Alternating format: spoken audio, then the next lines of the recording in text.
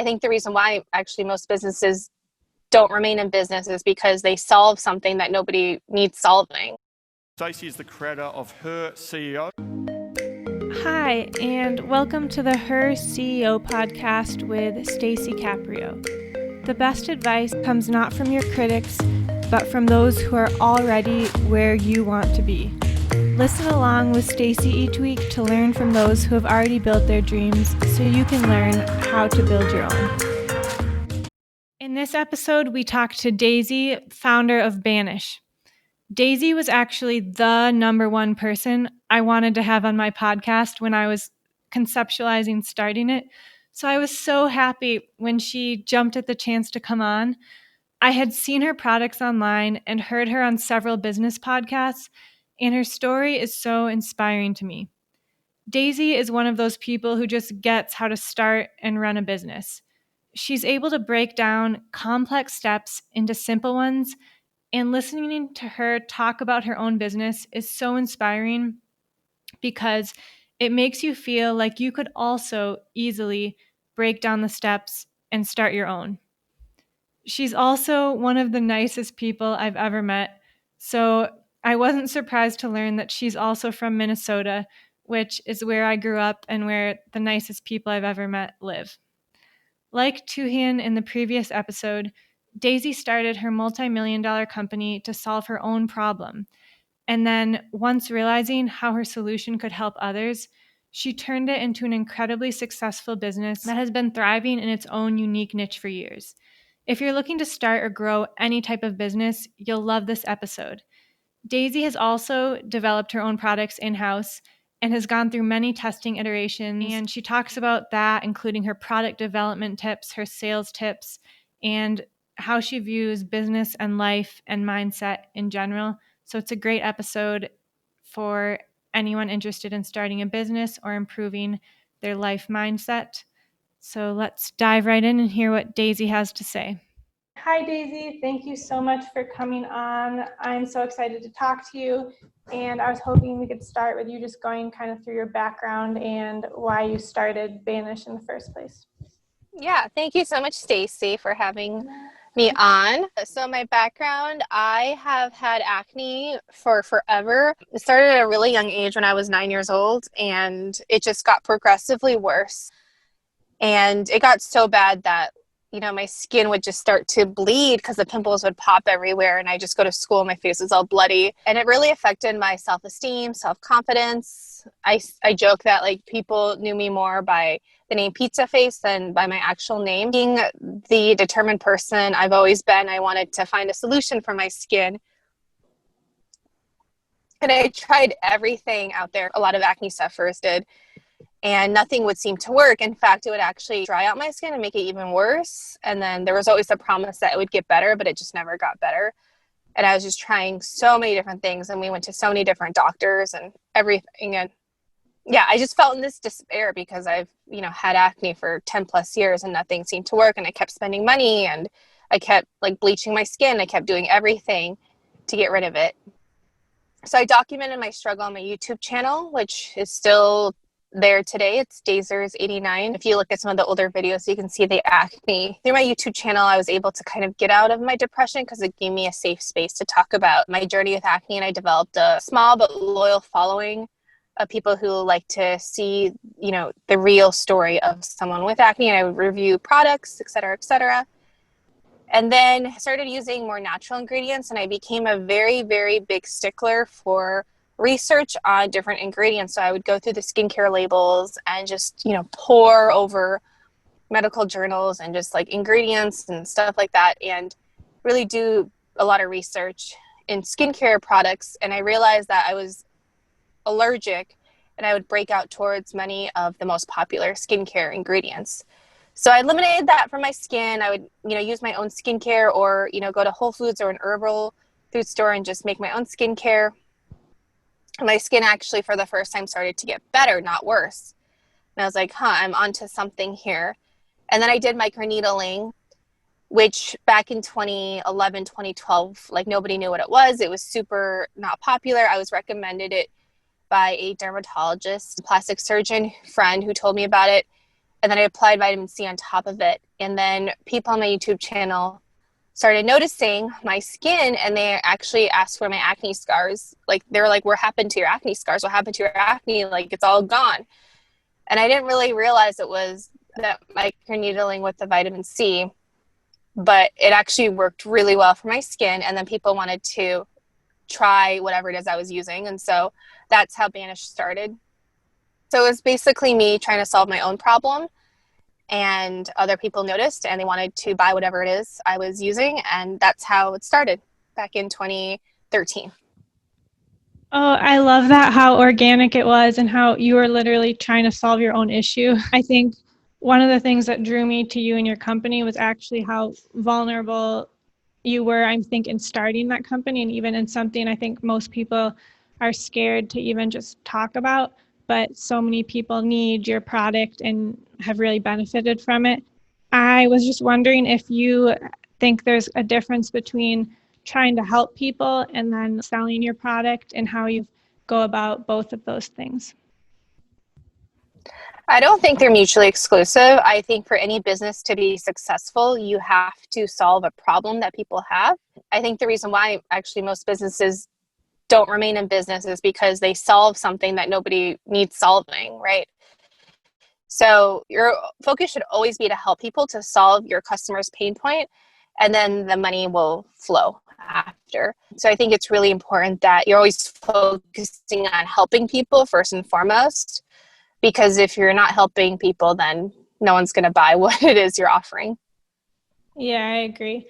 And you had just talked about how you had poured over medical journals and were looking for all the ingredients. So I was wondering, how did you start formulating the products and kind of move from just finding the best ingredients to combining them to getting them professionally made, and how that progressed?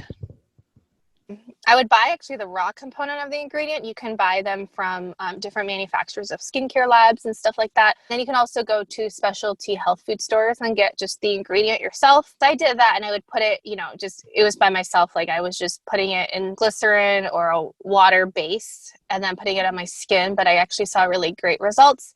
And then the next step is to find a, chemist or a formulator or a contract manufacturer, and you can tell them like what you want in your products, and then they can make it for you. But because I kind of did that trial and error thing myself without, even thinking it was going to be a business, I think that was really important, because I didn't let my perfectionism get the worst of me. It was just like, oh, I want to solve something for myself. And then just taking it a step further and scaling that. Awesome. Yeah, I love the products you sent. I have them kind of on display here. Oh, great. It looks so They're good. actually, yeah, they look, I love like your packaging, and they're so easy to hold. The way that the consistency and everything, it just seems like you did really put a lot of thought and effort into that. I think you can kind of tell. Has it taken a lot of iterations to get to where they are today, or was it pretty quick to get to the final? Oh, yeah. So I think you know the answer to that. It took a long time. I can even tell you stories. We were dropping the jars for outside on the sidewalk to see like which jars would shatter, because there's certain like jar manufacturers, they don't use virgin glass, they use recycled glass, and that is more prone to shattering. Or like, why are jars shattering, like when they're being filled and stuff. I mean, there's all these tiny little details you have to think of, right? Even like the font, and making sure that the screen printing on the jar like doesn't smear or fade or whatnot. What machines to fill the products with. Yeah, there was just a lot of different iterations. So it's definitely not an overnight success. Took, I would say, a few years to get to where we are now. Wow. I love that. And your website is so focused on just a handful of products, which I think is really great. So it doesn't give people who are searching paralysis Yeah. when they're trying to purchase something. I was wondering, have you ever tried offering bigger product sizes? Have people ever been interested in that? Or is there a reason you just have smaller sizes across the board? The first part, we don't offer too many products, because for me personally, the 10th step skincare routine doesn't work for me, makes me break out because my skin's super sensitive. I just go for the basics, what works, what doesn't, nothing extra. So we have very limited selection because we've done a lot of research and testing of, the best products. And then the second part to your question, sorry, what was the second part? Oh, I think I was just curious if there's tested reason why you offer the smaller sizes. Oh, or smaller thought sizes. about doing like a bulk or like a larger size if someone is on like a long-term plan or something. Yeah. So the reason why we have smaller sizes is that our products are freshly made in small batches. So they actually wouldn't last longer than maybe 6 months, depending how you store them. So even if we gave you a bigger size, it probably wouldn't be possible to use it up in that time period over 6 months. And personally for me, for Banish, just a little product goes a long way. You read our ingredient list. We don't use too many fillers or extra ingredients. We just have kind of the pure ingredients in there, so you don't need too much product. A lot of skincare companies and brands will add a lot of filler, like just things that take up the volume of the product, but doesn't really do much. And I just felt like it wasn't necessary. I mean, why pay more for postage and, for the jar sizes and all that? When a little goes a long way. And yeah, with that, because you use the fresh ingredients, so the expiration dates and everything. So something I thought was really interesting in your story is how you balance the need for perfectionism versus accepting yourself as is in both skin and business. And I was wondering if you could go into more detail there. Yeah, that's a really great question, Stacy. Yeah, that's a really deep question. I feel like it could go for a long time. No, that's really I actually was like, that's a really great question. So perfectionism it gets you to a certain point, but it won't get you out of that box. I think when you're younger and you're getting A's in school and you have that 4.0 and you have those great test scores and you have all those boxes checked, that works really well for you in school and maybe for college, but then in the real world, especially when you're starting a business, you can't be a perfectionist. You're going to go out of business because business is so messy, chaotic, and it's every day is like this hustle, right? For survival and for growing. And so you have to learn to let things go and not be a perfectionist and really kind of focus on what matters, especially when you're starting out especially when you're just starting out in your business. Since we've been around for over 7 years, we can be a perfectionist, right? And really focus in and really hone down. But in the beginning, you just have to do it and realize that, you might fail. Yeah, this might not work out. Yeah, you might lose $50,000 or, $100,000 on something, but you just have to go for it and take that risk. Perfectionism has helped me so much, but it also has hindered me. The reason why I was so obsessed with my skin was because I was a perfectionist. And I think that if I wasn't a perfectionist, I wouldn't have spent so many years trying to fix my skin, so many products, so much money spent on my skin. But there is a silver lining because that perfectionism in me got me to find a better solution, the best solution, which is Banish. But you cannot be a perfectionist if you want to succeed in life and be happy, because there's always more that you can do. And I think now, having the business for 7 years and now having my skin clear up, I have noticed that if you're always trying to aim for that picture-worthy life or that perfect life or, checking all the boxes and whatever it is that you're doing, it's not a very fulfilling life. So I always lean into authenticity rather than perfectionism. If you're always trying to think of, am I checking all these boxes? Am I being perfect all the time? That is not the way to live your life or, run your business. I agree so much. Thank you. Yeah, it's such a hard line. I think so many business owners are perfectionists, and it's helped us start businesses and everything. But at some point, it's actually better to let go of all the details and just iterate more quickly and everything. But I think there is a fine line.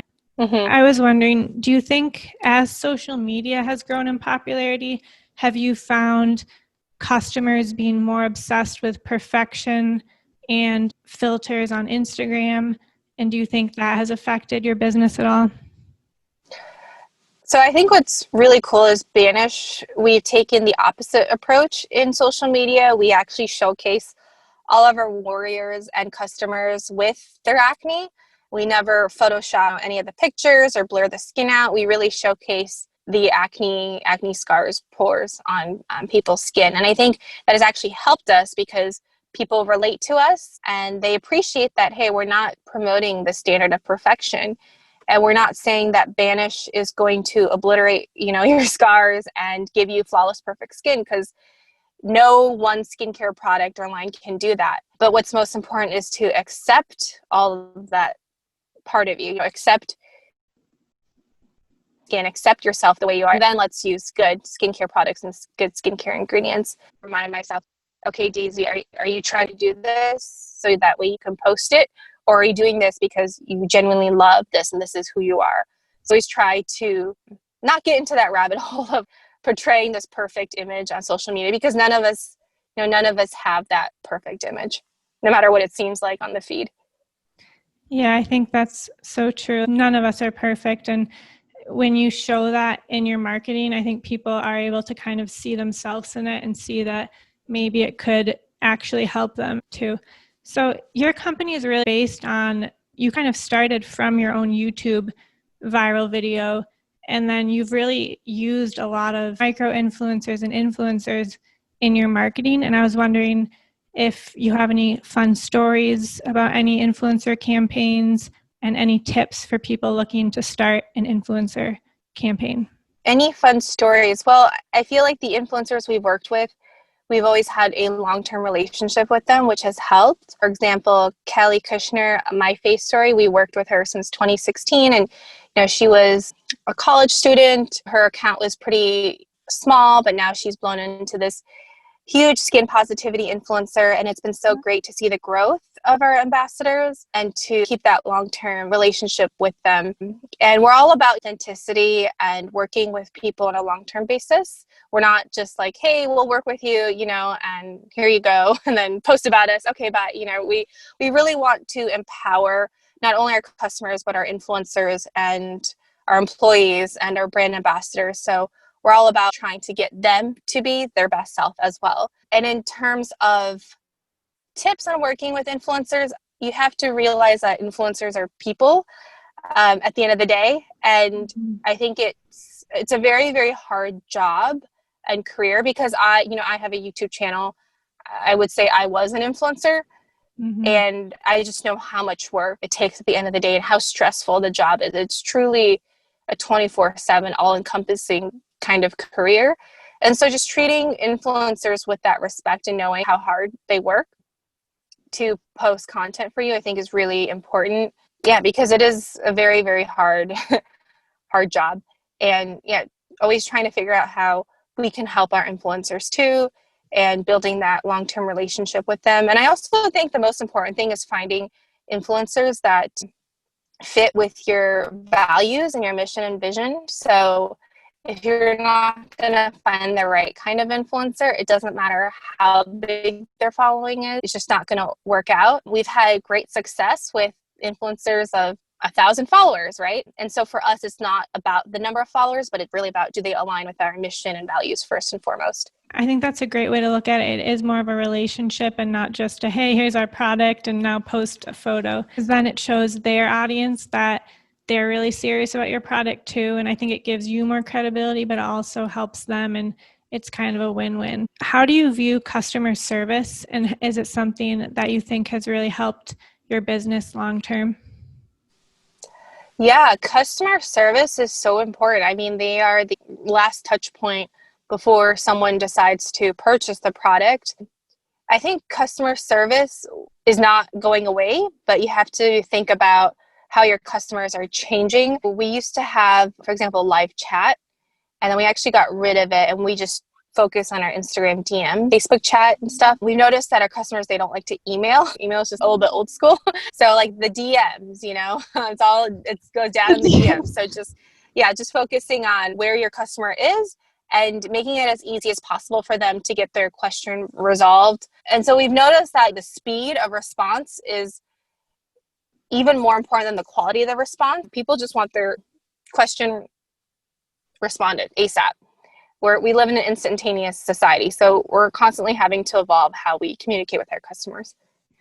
Oh, that's interesting. So do you have a team 24/7 answering DMs, or is that Yep. Yeah. We have a team, and they're really great.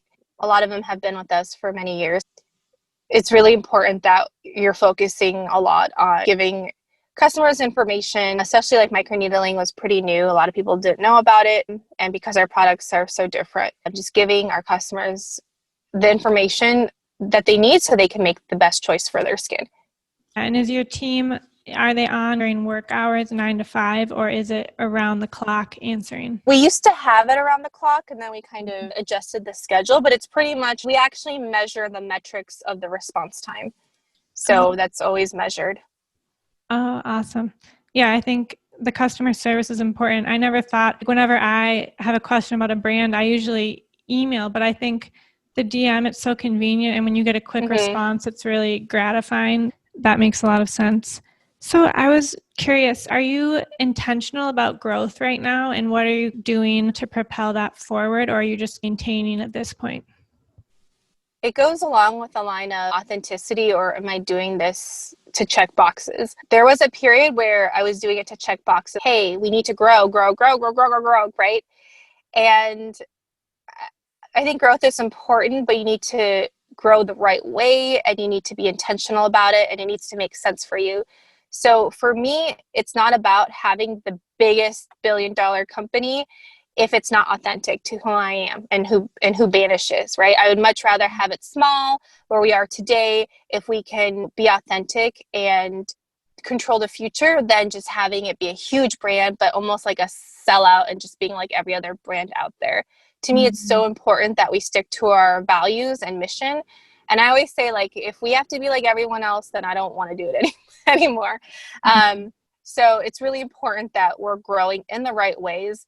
And I think if you always stick to that authenticity, you will grow, and you will grow in the right ways. But yeah, we're not growing just to grow. And I know a lot of companies, they just try to force it, and I think that really harms your business, and you're going to make a lot of bad business decisions because you're forcing something when it's not completely ready yet.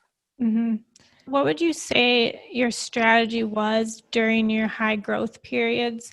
And were there any really good successes or failures that stand out to you?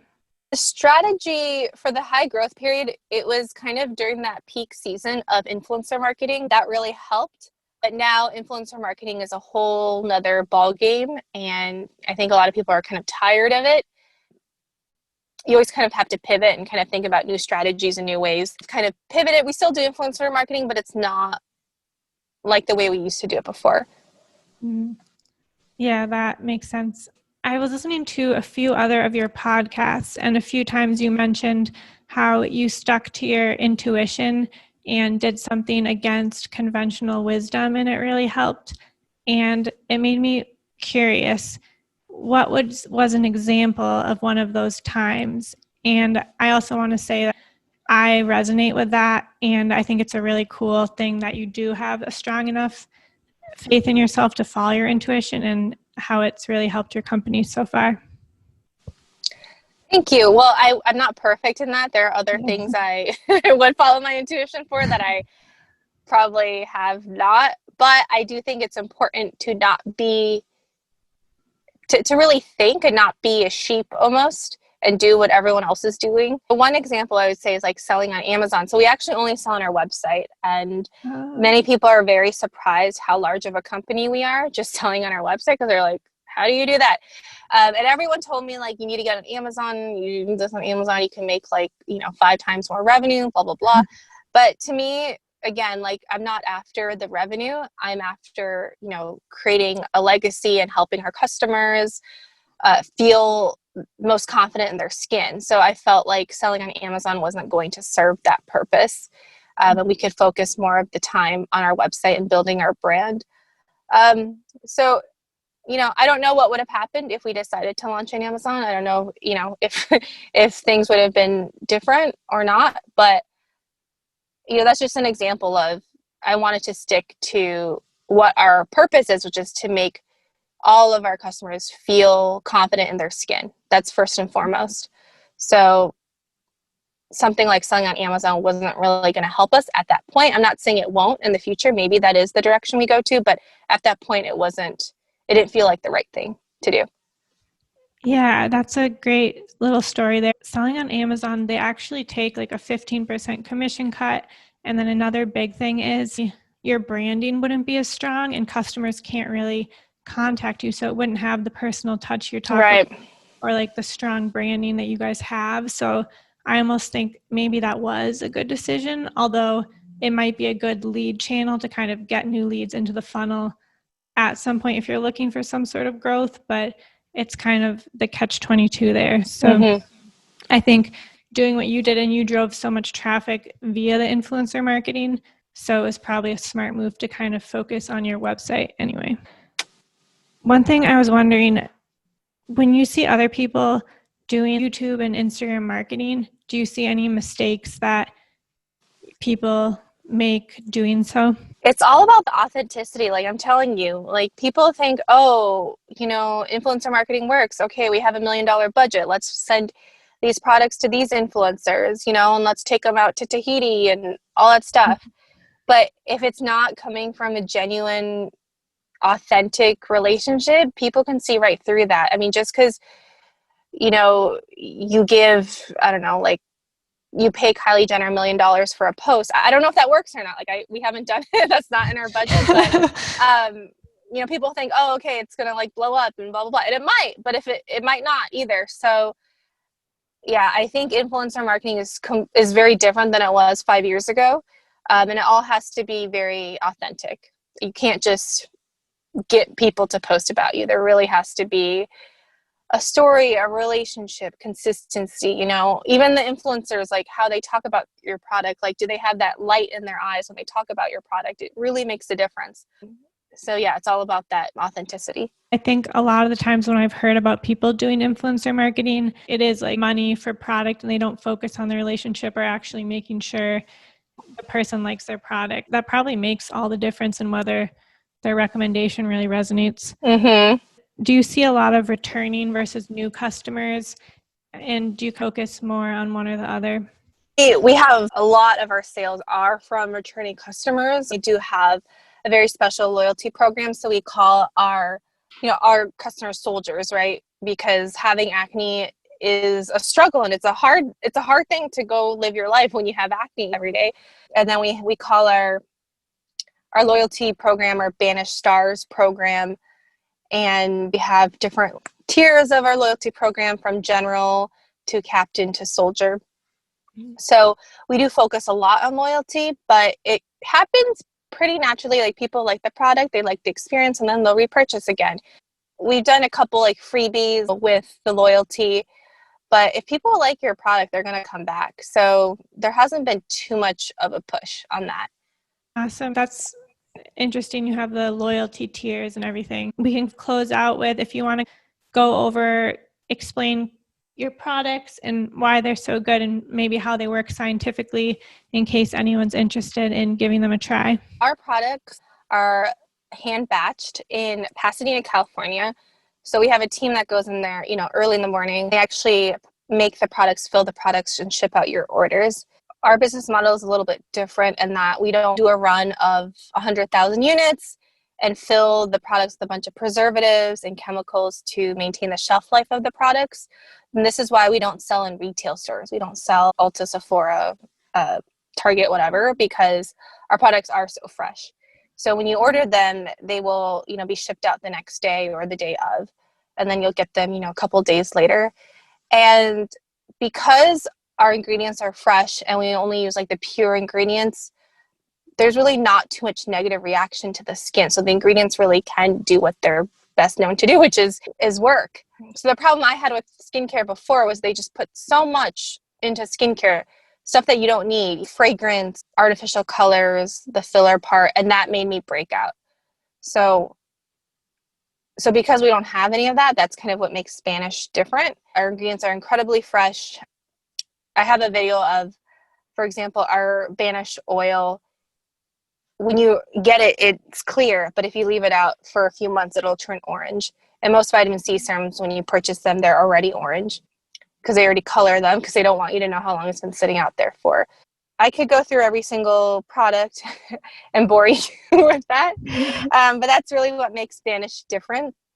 And we don't use fragrance, we don't use artificial colors, we don't use synthetic dyes or mineral oils or petroleum sulfates or any of that stuff that's found in a lot of skincare products. So you can go on our website, look in the ingredient list, do your research, and see if it's something that'll work for you. Yeah, I was reading your ingredients and I love that they were so simple. Basically, the ingredient to hold it together, and then it was a really active ingredients with none of the preservatives, which is so rare these days with skincare. Banish, it's for people, it's general skincare as well as for people with scarring too, right? Yes. Yep. So people are like, is it only for people with acne? Well, you're getting acne because your skin isn't reacting well to something, whether it's internally or externally. If you have healthy skin and you treat it with good products, you're not going to get acne. Because I like to treat like the root cause of what's causing it instead of like drying out your pimples, right? So it's a skincare product for of all ages, all skin types. We have a older customer base too who loves to use our Banisher for collagen production in their skin, but it is a general skincare brand, but it really helps with the acne scarring. Exactly. And I noticed the marketing materials are focused on the acne and the acne scarring currently, but it seems like it is skincare for all ages and all types of skin. Is that something you ever think you'll expand your marketing on, or do you like just having the niche that you're currently in? I like having the niche. Most of our products, for example, the Banish kit, focuses on collagen production, which is how your scars will lift up and become flatter over time. Collagen production is something that we will all need after 20 years old. So I think acne scars, it is niche, but I think it's something that a lot of people have a struggle with. And it's not really something that anyone has or any brand has really focused on. I feel like when I had acne scars, it was more traumatic than the actual acne because it was like, oh no, this is forever. And then you look at the alternatives and it was, it's like thousands upon thousands of dollars. So yeah, I'm happy with sticking with the acne scar niche because it is something a lot of people struggle with, and mentally it really affects people more than I think a lot of other skin conditions. Yeah, that's a great point. Awesome. Thank you so much. This was so educational. I'm sure the listeners are going to love this and just learning how to grow their e-commerce store. You could close out with how can people find you on social and just connect with you if they want to talk further? Yeah, so our website's banish.com and our Instagram handle is at Banish Acne Scars and at Banish. And then my personal one is at Dazers89. Awesome. And that's your YouTube and your Instagram? Yep. All right. Thank you so much. And yeah, let's see. Thank you. Yeah. Daisy was able to solve her own problem to create her successful business, just like Tuhian. And their examples make it clear how when there is a true customer demand for something, you can turn it into a very successful business. And often that will start with you having a problem, solving it, and then turning that into a business. I love Daisy's quote at the start of the episode when she said, "I think the reason most businesses don't remain in business is they solve something that doesn't need solving." That's the one great part about launching on Kickstarter, like Tuhian did in the previous episode, because it allows you to truly validate that people are willing to pay for your product before you spend money developing it and launching it. And there are other ways to validate this as well. But when you have money backing people's support, you can truly see if it's something they're interested in. And it's another benefit of starting a business that fills your own personal need, because you already know that you would personally pay for it. And so you have the validation that at least one person, aka you, would be willing to pay for your product. The worst thing would be to pay for, develop, and launch something and then realize that no one actually wanted to buy it. Daisy was able to develop her very first product iterations on her own without hiring a maker shop or a prototype developer. She was very resourceful and simply bought the raw components of her ingredients from skincare labs and specialty health food stores. And then she used them to make her first product batches to ship out to her first customers and YouTube followers. A key takeaway here is you don't always need a budget or to launch a fundraising or Kickstarter campaign to get started. You can be thrifty and work with what you have to make your first prototypes, which is inspiring to be aware of. A common theme among the two product-based entrepreneurs we've had on so far, Daisy and Tuhien, is they both have a ton of trial and error to talk about when they were developing their first products. Daisy talks about having to drop different jar materials on the ground to see which would shatter and which wouldn't, and about how she even had to test tons of fonts and even different screen printing types on product jars, as well as testing what machines would work best to fill the products with. So much goes into creating a product that we as consumers don't usually think about, as we all get access to the final product that has taken dozens or more iterations to get where it is before it lands in our hands, but we just assume it was always that way and that the person was just able to create it perfectly before it reached us. I love Daisy's approach to marketing and messaging for her skincare brand, where they don't use filters or try to blur anything or make everything look perfect. Instead, they strive to show people with real, imperfect skin who are using Banish to take care of and improve their skin. And this allows viewers to really trust her brand and to relate to the products and models. I'm often skeptical when I see airbrushed skincare products' faces, or even the skincare brand models using people who already have perfect skin, when it is so apparent that the model already had perfect skin before he or she started using the skincare brand. It doesn't engender a feeling of trust or making me want to buy these types of products. And Daisy's brand takes the opposite approach to show real people using their products and getting improvements without trying to promote an image of airbrushed perfection or models who never needed any skincare to get their perfect skin, which is the exact opposite of the marketing approach that 99% of skincare and brands out there use, who usually seem to be trying to promote an image of perfection associated with their products. I love Daisy's mindset, and I tried to draw her into a philosophical discussion about perfectionism, life, and business, and she played along and made a great point that perfectionism gets you to a certain point. It helps you get A's in school, good test scores, and even do well in college. But if you stay there, you get trapped in a box once you get out to the real world, especially when you're branching out and starting a business.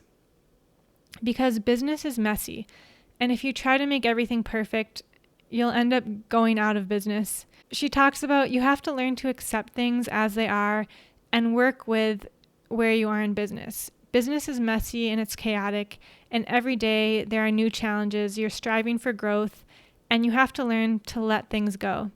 I think her message is so spot on that it's easy and it's even helpful to be a perfectionist when you are playing inside someone else's carefully laid out rule book, such as inside of a school environment where everybody and all the teachers, they already know the answers and everything is laid out just so. So in that type of environment, you can have the perfect answers and get 100s on all your tests and be a good little perfectionist and have that be a positive quality in that specific environment. However, when you get out into the real world, no one has all the answers like teachers did in school.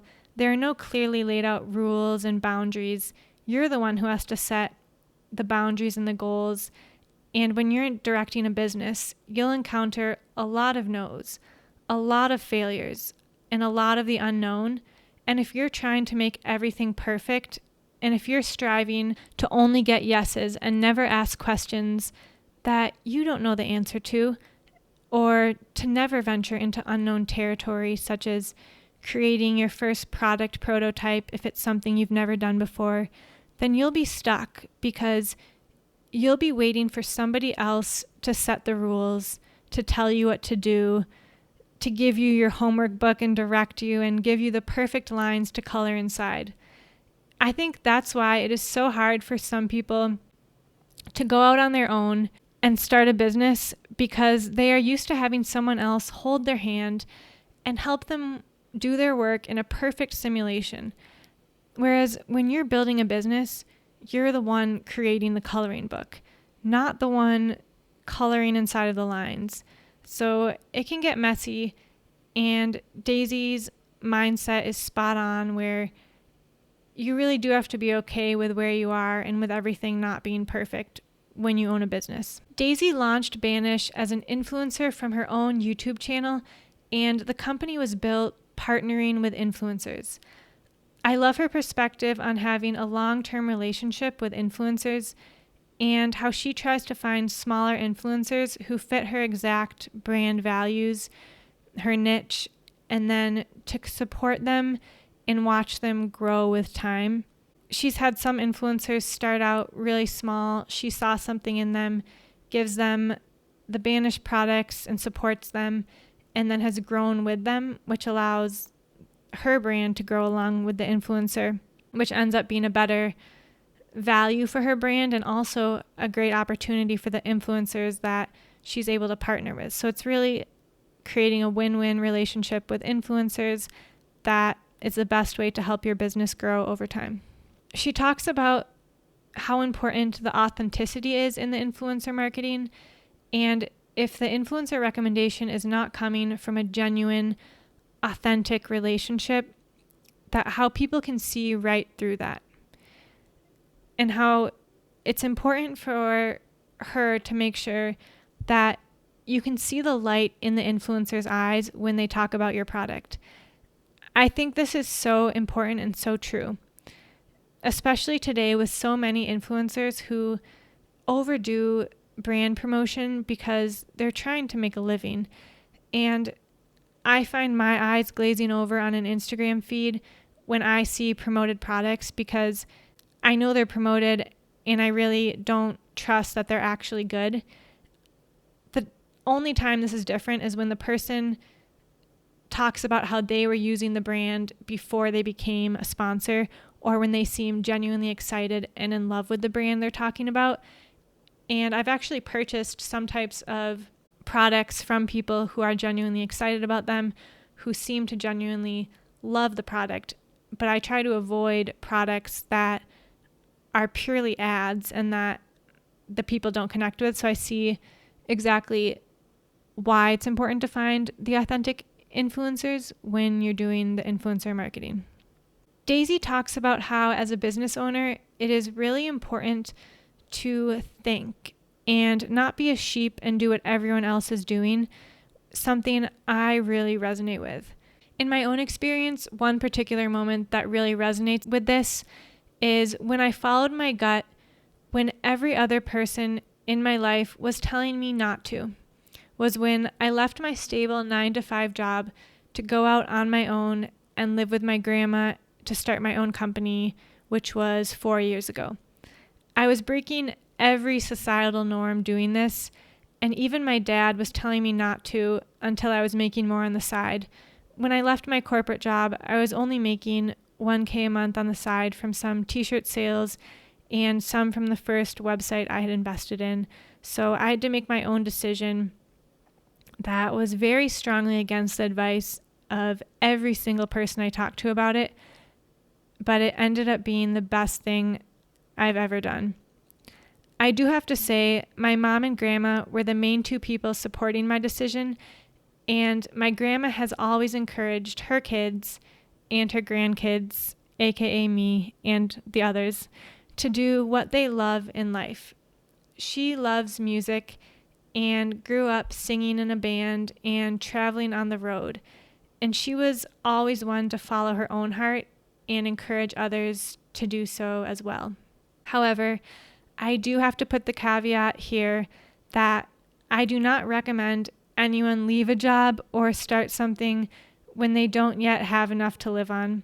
At the end of the day, you have to make your own decisions in every area of life, but you also have to be willing to understand and face the consequences of your decisions, no matter what they are. In business, I've also found that trying to follow the crowd in any type of growth technique or production technique usually doesn't work as well, because by the time that the crowd is already talking about something and is already there, the market is usually oversaturated. I can illustrate this with the example of by the time everyone else is talking about how great a print-on-demand t-shirt company is and how great the product is, and then everyone starts selling the same t-shirt from the same print-on-demand company with slightly different designs at the same price point, it just floods the market, and it's not successful for the majority of people at that point because it's overcrowded. Same thing with trying to jump on the Facebook ad train when everyone, and even your non-ad or tech savvy friends, are talking about Facebook ads. That's the point where the market is likely oversaturated, the competition is too high, the cost is too high. I found personally that the key is to hop on the new ad platforms and even the new print-on-demand platforms or products, just as an example, before every single person that you know is doing that. Because once every single person is doing something, it's usually not as effective, especially in terms of a competitive market or business growth landscape. So being the first one to hop on certain platforms and products and techniques, etc., is usually the best way to approach that type of thing. For many reasons, I agree with Daisy that it is so important to be able to think for yourself as a business owner and be able to listen to and follow your own intuition, because you know your customer base and product better than anyone, meaning you can make better decisions than an outsider can. And obviously you can rely on statistics, data, as well as following your gut and analyzing the decision before you make it. But at the end of the day, you have to be able to make your own decisions, and that is what is really going to help you be able to take your business to the next level. So thank you, Daisy. I learned so much, and I hope everyone else was able to take away a few special nuggets from this interview as well. After I invited Daisy on this podcast, she was so thoughtful, and she actually sent me a box of her products to try, and it was so kind and actually perfect timing.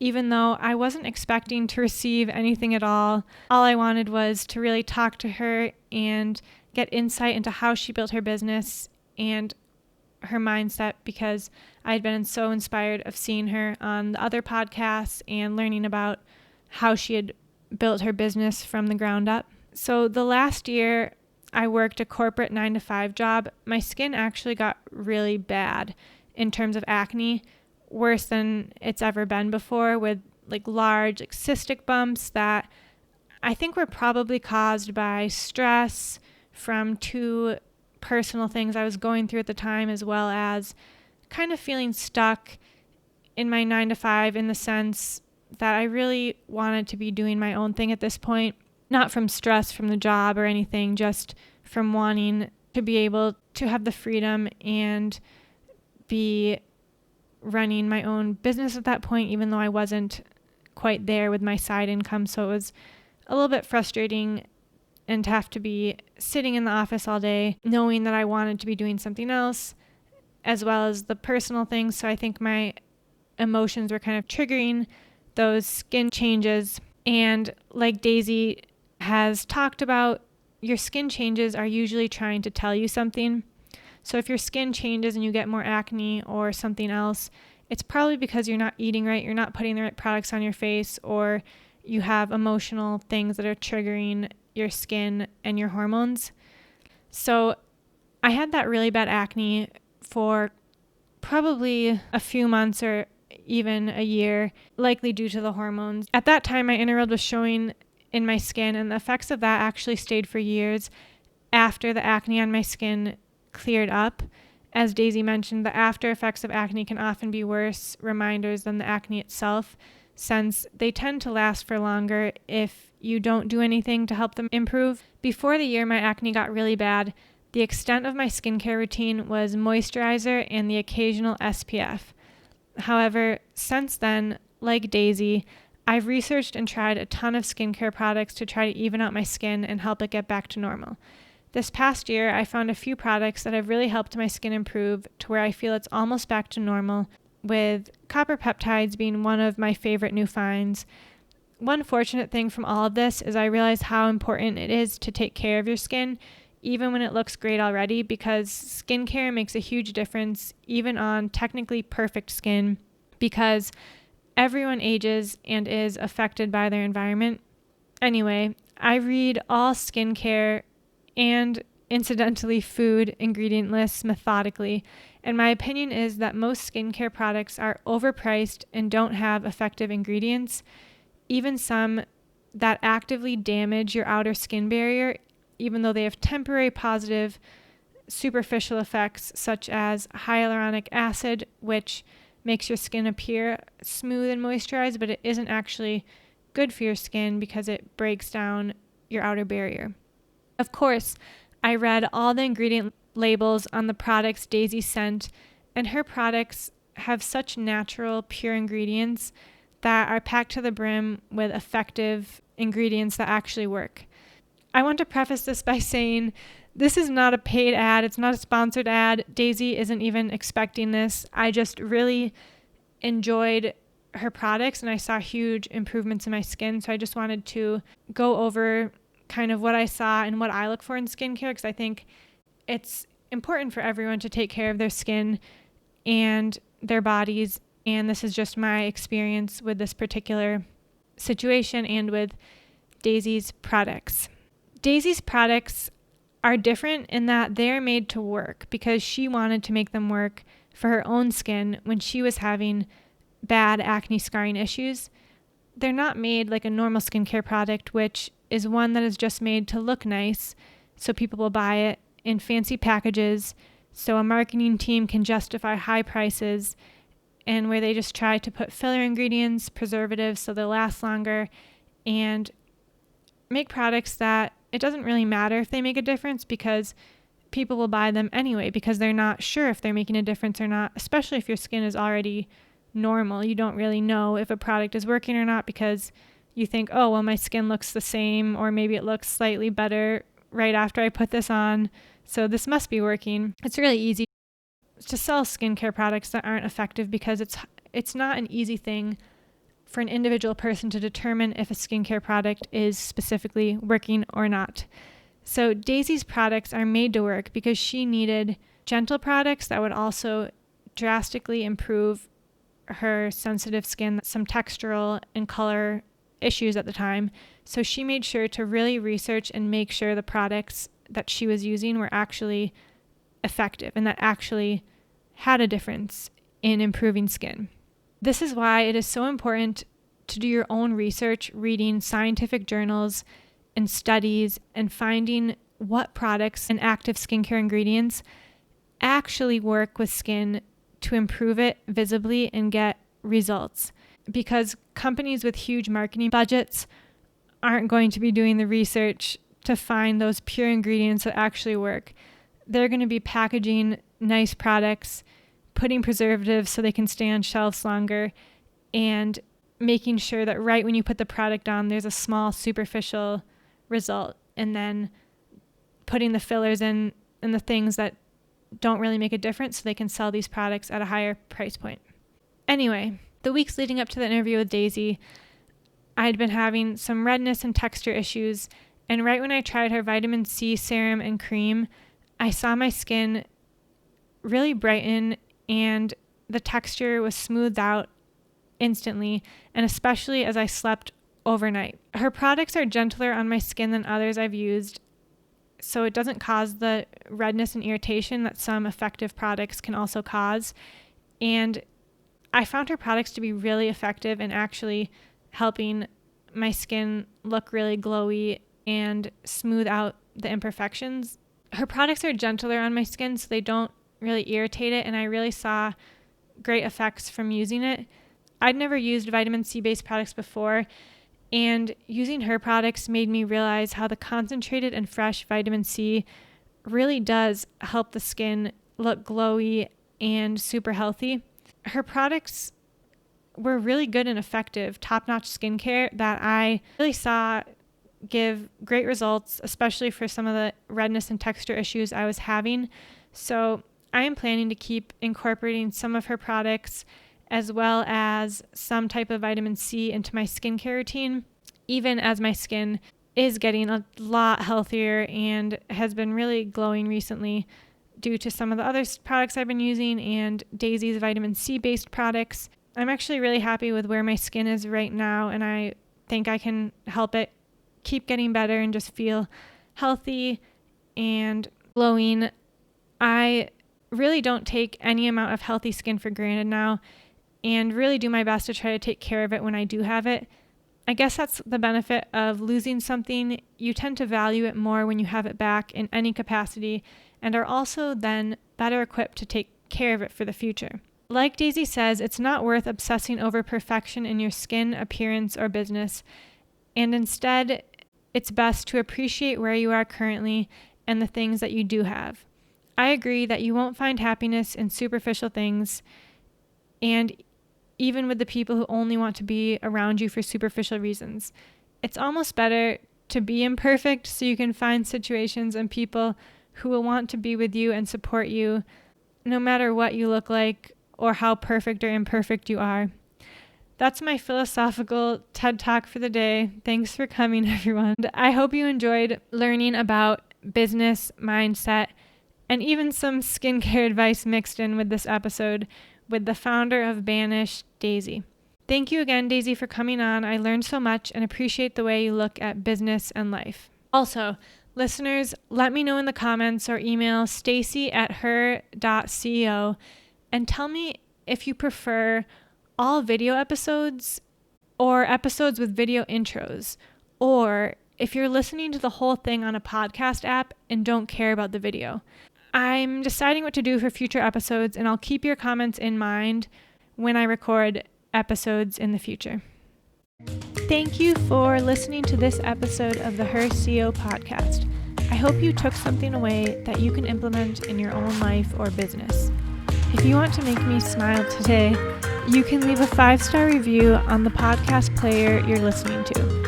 Thanks again for listening, and feel free to shoot me an email with any questions or comments at stacy@her.co.